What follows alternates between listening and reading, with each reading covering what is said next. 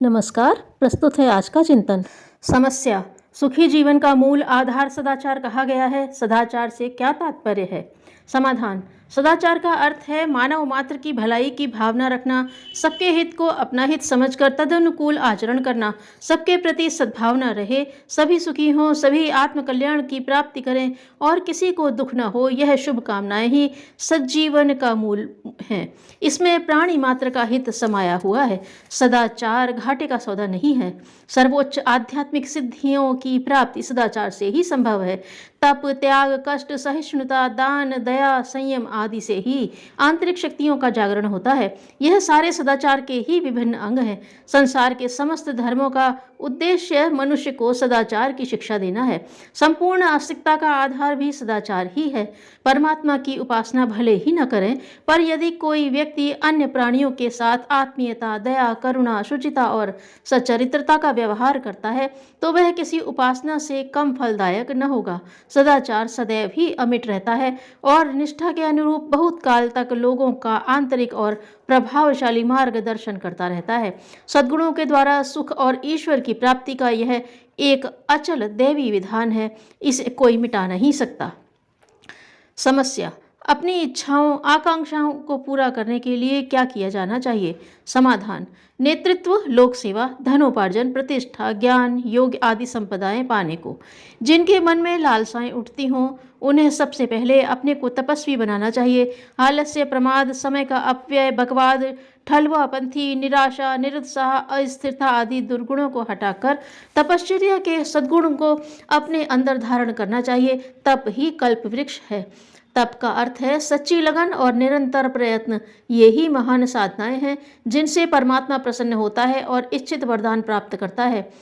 उत्साह, स्फूर्ति, लगन, धुन, परिश्रम, प्रियता, साहस, धैर्य, दृढ़ता और कठिनाई को देखकर विचलित न होना, ये तप के लक्षण हैं। जिसने तप द्वारा इन गुणों को पैदा किया, अपने मनोवांछित तत्व को पाने के लिए खून पसीना बहाना सीखा, वह एक प्रकार का सिद्ध है। कल्प वृक्ष की सिद्धि उसके आगे हाथ बांधे खड़ी रहती है। ऐसे आदमी जो चाहते हैं कर गुजरते हैं, जो चाहते हैं प्राप्त कर लेते हैं। जिस किसी ने इस दुनिया में कुछ पाया है, परिश्रम से पाया है। आप भी कुछ पाना चाहते हैं तो अदम्य उत्साह के साथ घोर परिश्रम करना अपना स्वभाव बनाइए। इस साधना के फलस्वरूप आपको कल्प वृक्ष जैसी प्रतिभा मिलेगी और उसके द्वारा आपकी हर इच्छा, आकांक्षाएं आसानी से पूरी हो जाया करेंगी। समस्या। हिंदू धर्म में अनेक देवी देवताओं की मान्यता है जबकि ईश्वर एक है। फिर यह अनेक ईश्वर कैसे? समाधान। देवतावाद पर सूक्ष्म रूप से विचार करने से प्रतीत होता है कि एक ही ईश्वर की अनेक शक्तियों के नाम अलग अलग हैं और उन नामों को ही देवता कहते हैं। जैसे सूर्य की किरणों में 7 रंग हैं, उन रंगों के हरा, पीला, लाल, नीला आदि अलग अलग नाम हैं। हरी किरणें, अल्ट्रावायलेट किरणें, एक्स किरणें, बिल्डन किरणें आदि अनेक प्रकार की किरणें हैं। उनके कार्य और गुण अलग अलग होने के कारण उनके नाम भी अलग अलग हैं। इतने पर भी वे एक ही सूर्य की अंश हैं। अनेक किरणें होने पर भी सूर्य एक ही रहता है। इसी प्रकार एक ही ईश्वर की अनेक शक्तियां अपने गुण कर्म के अनुसार विविध देव नामों से पुकारी जाती हैं, तो भी मूलतः ईश्वर एक ही है। एकमात्र ईश्वर ही इस सृष्टि का निर्माता, पालनकर्ता और नाश करने वाला है। उस ईश्वर की जो शक्ति निर्माण एवं उत्पत्ति करती है उसे ब्रह्मा, जो पालन, विकास एवं शासन करती है वह विष्णु, जो जीर्णता, अवनति एवं संहार करती है उसे शंकर कहते हैं। दुष्टों को दंड देने वाली शक्ति दुर्गा, सिद्धिदाता गणेश, ज्ञानदाता सरस्वती, श्री समृद्धि प्रदान करने वाली लक्ष्मी, जल बरसाने वाले इंद्र, उष्णता देने वाली अग्नि, कर्म फल देने वाला यम, बलदाता हनुमान आदि समझने चाहिए।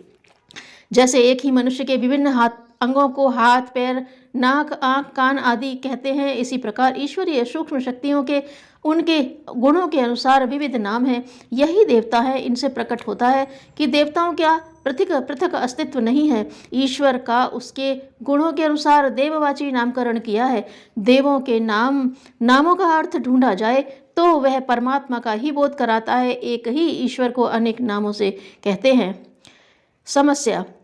सम्मान किनको दिया जाना चाहिए? अभिनंदन किनका किया जाना चाहिए? समाधान। सम्मान एक प्रकार का मूल्यांकन है और उपहार भी।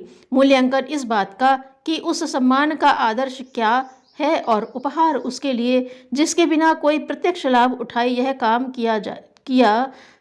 किया जिसके लिए वह सम्मानित हुआ। प्राचीन काल के स्वर्ण युग में सम्मान न तो विजेता सामंतों या सम्राटों को दिया जाता था और न ही धनिकों को। मनीषियों ने उन दिनों यह परंपरा निर्धारित की थी कि अभिनंदन केवल साधु ब्राह्मणों का ही किया जाए। साधु अर्थात परमार्थिक प्रयोजनों के लिए पूर्णतया समर्पित लोकसेवी और ब्राह्मण अर्थात चरित्रवान मानवीय आदर्श का प्रतिनिधि। सम्मान उन्हें दिया जाना चाहिए जिन्होंने अपनी भौतिक महत्वाकांक्षाओं से मुंह मोड़कर परमार्थ प्रयोजन के लिए सामर्थ्य जुटा दी, जिन्होंने अपनी सारी सामर्थ्य महत्वाकांक्षा तथा संभावनाओं को परमार्थ के लिए जुटा दिया। अभिनंदन उनका किया जाना चाहिए जिनका पुरुषार्थ अपने निज के लिए नहीं दूसरों के लिए काम आया और उच्च आदर्शों के लिए जिन्होंने स्वयं को खाली हाथ रखने के लिए तैयार रखा।